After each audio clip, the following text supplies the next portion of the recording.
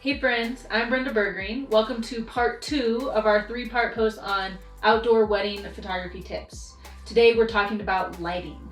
We're going to talk about how to use off-camera flash out of creativity, not desperation, and how to create photos with a goal in mind.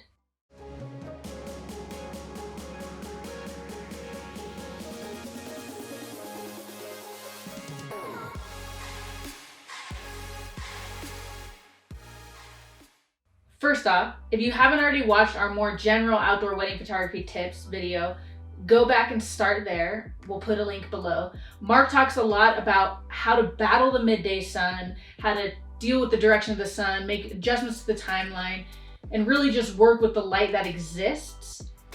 That's going to be very key before we move forward and talk about off-camera flash.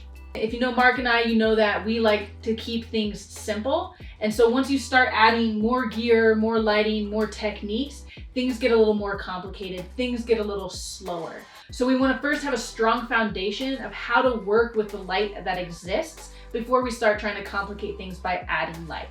That being said, we love to add a little light, add a little more interest. Let's just review what Mark talked about before. He talked about battling the midday sun, doing things like seeking shade, changing the direction that you're shooting in order to expose for the skin tones, exposing for the highlights. We talked about shooting in better light when you can, trying to adjust the timeline to shoot more towards sunset. And he talked about utilizing the direction of the sun and being able to use apps to know where's the sun going to be so I can prepare for it. Knowing how to work with all of those techniques is what's going to allow us to use additional techniques out of creativity. Hey, I'm being creative, let me add some flash, rather than out of desperation. I don't know what to do, I better add some light. So let's talk about off-camera flash. Mark and I come from a background of loving landscape and adventure photography. You don't see a lot of flash in landscape or adventure photography. The nature is so beautiful, and all of the landscape photographers, they just shoot at sunrise, they shoot at sunset. They don't shoot when the light's ugly, they'd rather shoot when the light is beautiful. As wedding photographers, we don't always have that choice, so sometimes we want to use our techniques to shoot in midday sun, sometimes we want to add some flash. So our philosophy when it comes to off-camera flash is we want as much as possible for the light we add to a photo to look as though it could be real. And so one of our goals is that you can't tell, depending on your level of experience, whether or not we've lit a shot. We would love to make it look like the sun is doing some really cool thing rather than make it look like we added some flash to a photo. Your philosophy might be different. You might want to use flash in a different way. You might get creative in your own way, but that's kind of our philosophy and where we're coming from so that you know kind of why we use the techniques that we use. In addition to having a philosophy as to how we're going to use off-camera flash and how we're going to use additional light, it's good to have a goal or a purpose behind what that light is going to do. And so I know I want the light to look like it could be coming from the sun, or it could be coming from the lantern, or it could be coming from the fire. I also want to have another reason. And so that reason might be just as simple as I want to draw more attention to the couple. You know, they're kind of like blending into the background, and I want to add some light on them so that they really pop because they're my subject. Or your goal could be, I really want to get rid of some of these harsh shadows underneath the bride's eyes, and I want to make her more balanced with the background. Or it could be something like, I'm shooting into a scene where there's a fire and I want my couple to be lit so that these are exposed evenly. So you're going to have both a philosophy as to how you're going to use the light, and you're going to have a goal as to what is the light doing for you. What is it adding to this photo? Because remember, we're trying to use light out of creativity, not out of desperation.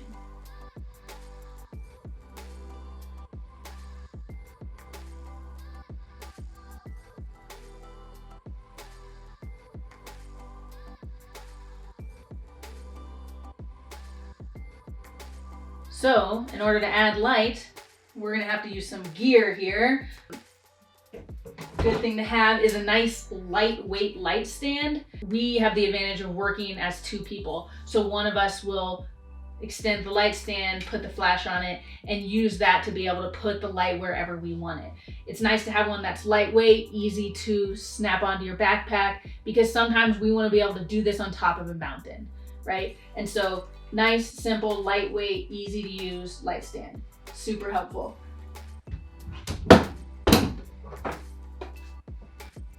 We use the Godox. They're really powerful and great for overpowering the sun. That's one of our biggest challenges here. At night, which Mark's going to talk about in our next video, you don't need as much power, but during the day, you need a lot of power in order to overpower the sun. We also use MagMod, which are these nice grids that help us isolate the subject. So when we're talking about we want to make the couple really stand out, we can throw a grid on there, and that's going to help direct the light to really isolate the couple. You could even throw 2 grids on there if you really want to zoom in on that person, right? So that is our light that goes on the light stand. You got to have the trigger that goes on your camera to trigger your light, and you got to have your radio to call your buddy way over there and tell them, hey, turn your light a little left, turn your light a little right. Normally Mark's the one that's telling me how bad my aim is, and I'm the one shaking as I'm holding the light stand. What else do we have here? Sometimes we don't have all day. We've got a few minutes at sunset to take some portraits. We want to make something creative. We want to isolate the subject. We don't have time. So sometimes we'll use a video light. Then you can see what the light's doing right away, and it's really fast. This also works nicely for something like sparkler exit, if you want to have a continuous light. We also have this graduated neutral density filter in this awesome bag that my mom made for us. I don't know if you can see, it allows us to darken the sky so that if we're trying to expose for the foreground but still have that nice sky. We've also found a creative way to use it at night, which Mark will talk about in the next video, so stay tuned. And we also have polarizing filters, which Mark talked about in the previous video, help us cut highlights, cut reflections, makes colors very vibrant. Just a good tool to have in your kit when it comes to light. There are countless tools you could use for your outdoor lighting equipment. Part of our philosophy with how we've chosen the gear that we work with is that we want to keep it simple. We want to keep it light and fast and easy to use. We want something that can work whether it's rainy or windy or snowy, no matter where we are. And so that's why we go with a simple light with a grid, and we don't get crazy with light boxes or umbrellas. We really like the look that it has, and we like the fact that it doesn't negatively impact the experience. For us, our client's experience is really important. We want them to be focused on having fun and being somewhere beautiful and holding hands and looking at each other. And so the more simple we can keep our lighting setups, the faster we can be and the more engaged with them we can be. Our couples are real people, and it's their wedding day. They're not usually models. They don't usually have the patience to stand in the freezing cold wind on the top of a mountain while we deal with really complex lighting. So that's why we've chosen to keep things light and simple, and we love how it looks. I encourage you to figure out what system you like that you're gonna love, that's gonna work with how you work with your couples. Even though this doesn't look simple, this is a pretty simple setup. Adding one thing at a time is usually where we start. So for years, this was our baby. This is how we got creative. This is how we dealt with dealing with the dynamic range of outdoor wedding photography. Then we gradually added some other tools so that we could make our photos more complex, more dynamic. Hope you enjoyed these outdoor wedding photography lighting tips. We think these are really helpful for getting the best photo when you're shooting outside. Remember, first it's important to understand the sun, understand the light sources that you're working with, and then from there, when we're adding in light, we want to do it out of creativity, out of adding something, out of making it better, not out of desperation. And then we want to start with a goal in mind. What am I trying to do? What is the purpose of the light? What is it going to do for the viewer of my photo? Now what we're going to do is jump in on the computer, take a look at some photos, how we did the lighting, to give you an idea of what we're doing. There are countless tools you could use for your outdoor lighting equipment. even though this doesn't look simple, this is a pretty simple setup. We want to be able to move light and fast, especially on a wedding day. And so we like to keep things simple and effective. However, if there's some tool out there you're really excited about, I suggest you go check it out because there's lots of great things that can create different effects that you might like. As with everything, we always encourage you to consume a lot of information, pick what works for you, throw out what doesn't.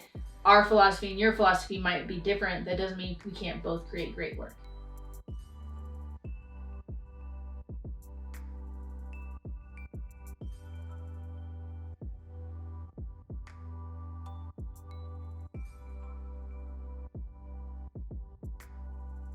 Here we are in Adobe Lightroom, and we're going to walk through the lighting for these 4 images. The first one was taken in at sunrise in Yosemite, and you can see that the light is really beautiful, but believe it or not, we added light to this one, which you can tell if you look at the groom's jacket. You can tell that his jacket, the left side of her face, and the veil are lit just a little bit more than they would have been if we had relied only on the sun. It was pretty cloudy, and the clouds were making the light not quite as bright as we wanted it to be. We wanted more harsh contrast in order to make this photo more vibrant. So that's an example of where I was saying our style is to make a photo look like it could have happened in nature. We're just assisting the sun a little bit to get the effect that we want. The next one is another good example of that. We looked at this scene and we loved the dark trees in the foreground, the mountain in the background. You can see the sunrise was lighting up the trees, and there was some light already on the grass, but not quite enough to light the couple, so we added a little light to make the couple pop. This next one is another example. This alpenglow was happening that night, and we wanted the couple to be a bright object on the dark background as well. So we added the light to make that happen. When you're shooting sunset, you have to be aware of color temperature as well. And so either using a gel or remembering to balance it in post.